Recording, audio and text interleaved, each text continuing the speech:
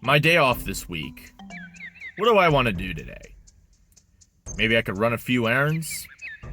I don't know. Or I might just chill. Either way, a nice relaxing day.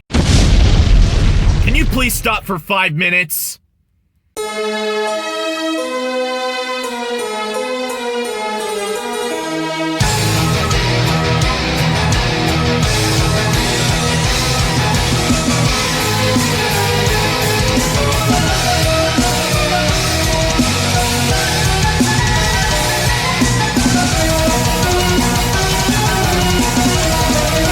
To think it would be at least a few more days before any more rumors or reports on the Philadelphia Eagles would start up again.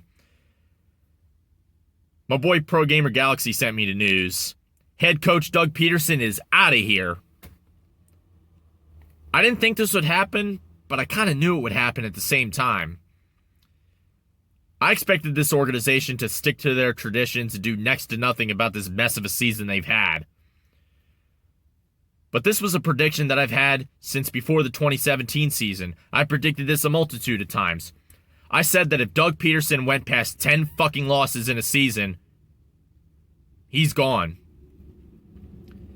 The Eagles were 4-11-1, and at least half of those games were by their own doing. And now Doug's out of here. A bold prediction that became reality. I'll explain what's good about this and what's bad about this. So Doug had his meeting with Lurie today, and I heard rumors floating around that he wanted to promote Press Taylor to offensive coordinator. That would be a disaster of epic proportions. Turns out Marty Mornhinweg and Rich Scangarello, or whatever his name is, were mere experiments. That whole mess was something they were going to try for a year, and if it worked, they would be extended or promoted or whatever. And if it didn't work, which it didn't, and I knew it wouldn't work, they would be gone, and they are. But other than that, only a few other token sacrifices have been made. Jim Schwartz, I already went over that in a previous video, but he's choosing to take the year off and letting his contract expire and may possibly retire, a decision which I can respect. Maybe he just knows he can't cut it anymore. And linebackers coach Ken Flajole. No, Flajole, my bad. Maybe he's just really bad at his job. I always thought the linebacker position's a mess, but I mainly thought it was talent, but I guess not. But that's about it. As of right now, Press Taylor, Dave Phipp, and Howie Roseman are still around because why not? If you're gonna fire anybody, Howie needs to go. Period. Whether you agree with Doug Pederson being gone or not, you really trust Howie to choose his successor? The coaching choice that would make the most sense right now would be Eric Bieniemy. Why? It's simple. He's the Kansas City Chiefs offensive coordinator, defending Super Bowl champions, and he's done a tremendous job in making that offense the well-oiled machine that it is. Yes, the Chiefs got a load of talent, but at the end of the day, it's a coach and coordinator's job to get the best out of those guys, and he does just that. And that's something the Eagles don't do very well. And bringing him in would be a great start, and he would do great for whoever we have at quarterback, whether it be Carson Wentz, who apparently now even reputable news sources are saying he wants out and wants to be traded. And if that happens, I wouldn't blame him one bit, especially with how they've treated him in the past couple years. Making the same mistakes with him that we've made with Randall Cunningham and Donovan McNabb. Whether it be him or Jalen Hurts. Jalen Hurts, to me, looks more like a guy. He looks more like a game manager to me. Just an opinion. But either way. Also, he's a former Andy Reid disciple. He's an Andy Reid coaching disciple. And this organization loves them. And Reid's underlings have done great in the league. But knowing Howie like we do, he'll probably end up choosing some unknown candidate under the delusions that he's playing fifth-dimensional chess. This may or may not hypothetically end one of the more frustrating eras in team history. A team that came off a Super Bowl win with all the momentum in the world, only to let their own ego, laziness, and favoritism consume their ambitions whole.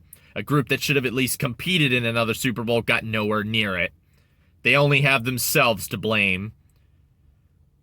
There were people that are saying the Midnight Green Mafia has hit rock bottom, but there may be much further to fall down, depending on what move we make from this point onward. You gotta love how even when the Eagles are out of the playoffs, they're still the center of attention.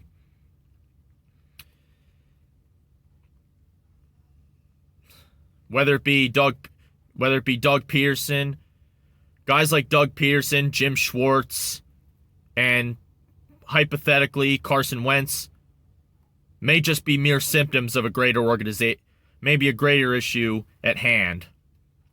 This more than likely goes to the very top of the food chain, and until Jeffrey Lurie realizes that the old ways will not work in this new age of football, history is just going to keep repeating itself. They may be cutting out some of the disease, but many of those elements still remain. I do not feel very good about the future. I have insufficient confidence that this organization will change. They may be a bit too eager to embrace the smell of their own feces. And the frustrations that we've had and that we've faced and experienced, they may continue with stubbornness. But the only thing we can do right now is just see what happens. But it has to be Eric Bieniemy. After all, we're already losing out on Dan Quinn, who I wanted as defensive coordinator. Turns out he's on his way to Dallas. Great.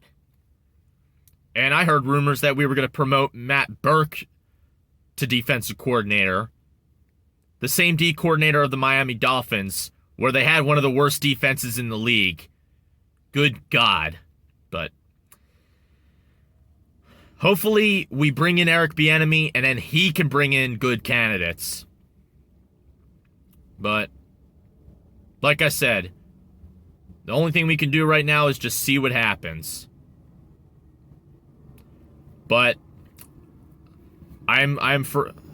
with that being said, with everything, I'm still thankful and I'm still forever grateful to Doug Pederson for what he has done for us throughout his coaching tenure.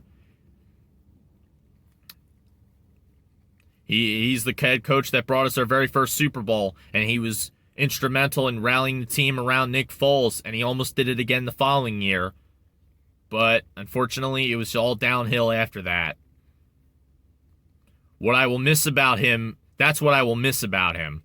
What I won't miss is his stubborn play call, his bad play calls, his stubbornness, his inability to utilize the running game, even though Miles Sanders was our best weapon. He just kept making the same damn mistakes over and over again. And it cost him everything. But then again, he'll probably get another head coaching job fairly soon. Smells like a future New York Jet to me. Good luck. Best wishes wherever you go. Peace out.